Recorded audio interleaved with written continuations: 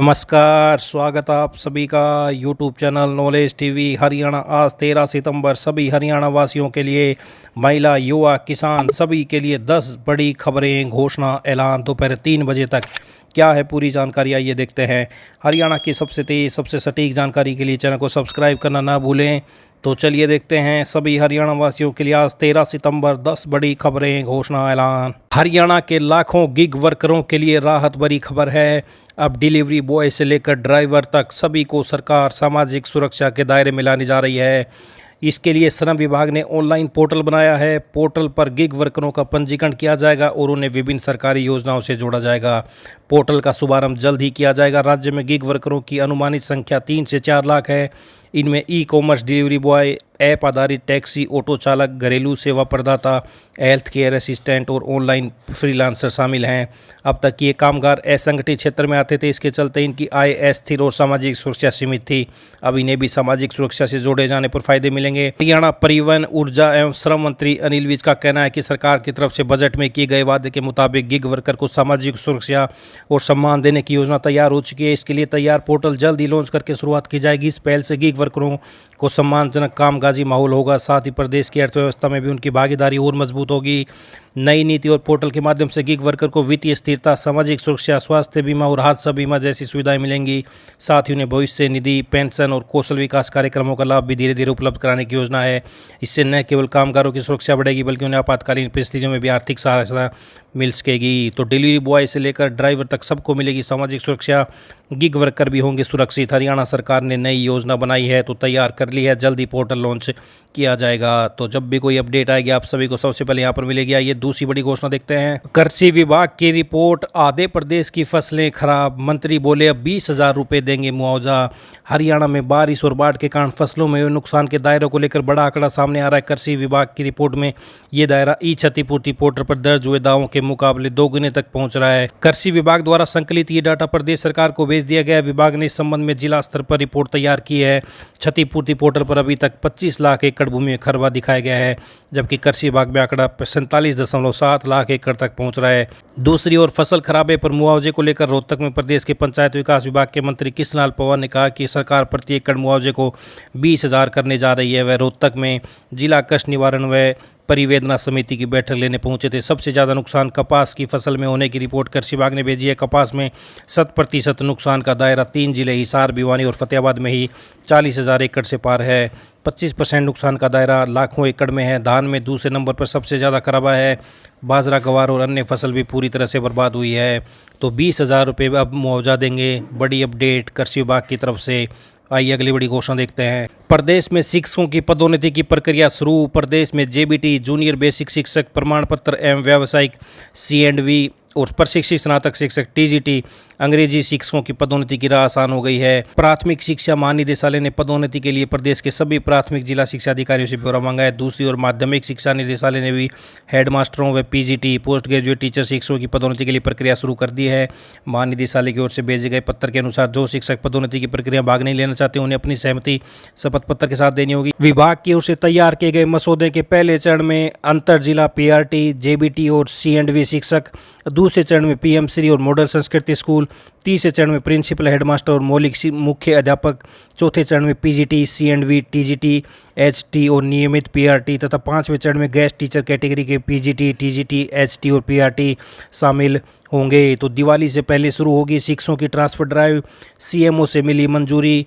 गैर शैक्षणिक कार्य से भी मुक्ति की मांग की गई है। बैठक में हसला ने शिक्षकों से गैर शैक्षणिक कार्य न लेने की मांग को सबसे ज़्यादा जोरदार तरीके से उठाया है। तो ये बड़ी अपडेट। कैशलेस इलाज और HRA में भी संशोधन की मांग उठाई है। तो दिवाली से पहले शुरू होगी शिक्षकों की ट्रांसफर ड्राइव। आइए अगली बड़ी घोषणा देखते हैं। हरियाणा कौशल रोजगार निगम लिमिटेड के तहत नौकरी कर रहे कर्मचारियों को हटाने का डाटा अपडेट नहीं हो रहा है। यहाँ तक कि निगम अधिकारियों की ओर से बार बार पत्र लिखे जाते हैं, यहाँ तक कि फ़ोन भी करने पड़ते हैं। ऐसे में सभी विभागों से कहा गया है कि जब भी कोई कर्मचारी कार्य मुक्त होता है तो 15 दिन में पोर्टल पर उसकी जानकारी अपडेट करनी होगी। यदि ऐसा नहीं किया है तो ये माना जाए कि विभाग उस पर कुछ नहीं करना चाहता। पोर्टल खुद ही उसे मुक्त कर देगा, क्योंकि कई विभाग 3-3 महीने के लिए भी कर्मचारियों की नियुक्ति करते हैं।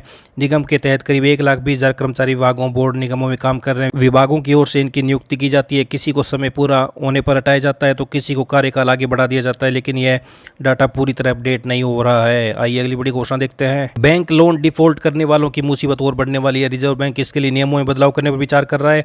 आरबीआई का प्लान है कि जिन ग्राहकों ने बैंक लोन डिफॉल्ट किया तो संबंधित बैंक उस ग्राहक के मोबाइल नंबर को भी लॉक कर सकेंगे। यह नियम स्मॉल टिकट वाले लोन पर लागू किया जाएगा। इसका मकसद बैड लोन को कम करने के साथ ही रिकवरी को बढ़ाना है। हालांकि इस नए नियम को लागू किए जाने से पहले उपभोक्ताओं के अधिकार, डाटा सुरक्षा और डिजिटल एक्सेस को लेकर बहस भी तेज हो गई है। डिफॉल्ट किया बैंक लोन तो लॉक हो जाएगा मोबाइल फोन, तो बड़े बदलाव हो सकते हैं। आइए अगली बड़ी घोषणा देखते हैं। मेवात क्षेत्र के पात्र छात्र एवं छात्राओं को मान्यता प्राप्त संस्थानों में व्यावसायिक, तकनीकी, चिकित्सा, पर्यटन, पैरामेडिकल, मेडिकल और पीएचडी कोर्स करने में मदद हेतु छात्रवृत्ति दी जाएगी। तो वहीं मुख्यमंत्री मेवात उत्थान योजना के तहत विशेष रूप से प्रतियोगी परीक्षाओं की तैयारी कर रहे छात्रों की मदद के लिए बनाया गया है। तो कितनी राशि दी जाएगी? मुख्यमंत्री मेवात छात्रवृत्ति योजना के तहत व्यावसायिक, तकनीकी, पर्यटन, मेडिकल, पैरामेडिकल और पीएचडी कोर्स करने के लिए 75,000 रुपये प्रतिवर्ष या शिक्षण शुल्क का 75% जो भी कम हो। सरकारी संस्थान का शिक्षण शुल्क 75,000 रुपये से कम है तो 100% प्रदान किया जाएगा। MBBS के लिए 1,25,000 प्रति वर्ष या सरकारी शिक्षण संस्थान की ट्यूशन फीस का 100% जो भी कम हो। वहीं मुख्यमंत्री मेवात उत्थान योजना के तहत UPSC, HCS एवं न्यायिक सेवा परीक्षा की प्री परीक्षा उत्तीर्ण करने पर 1 लाख और मेंस परीक्षा उत्तीर्ण करने पर 20,000 की वित्तीय सहायता दी जाएगी। HSSC, HPSC, SSC, CGL, अन्य CET परीक्षाओं की प्री पास करने पर 30,000 और मेंस परीक्षा पास करने पर 1,000 की सहायता दी जाएगी। तो यह योजना जिला नूंह एवं पलवल जिले के खंड अथीन स्थायी निवासी के लिए मान्य है। नियम और शर्तें लागू हैं। तो ये बड़ी योजना हरियाणा सरकार के द्वारा। आइए अगली बड़ी घोषणा देखते हैं।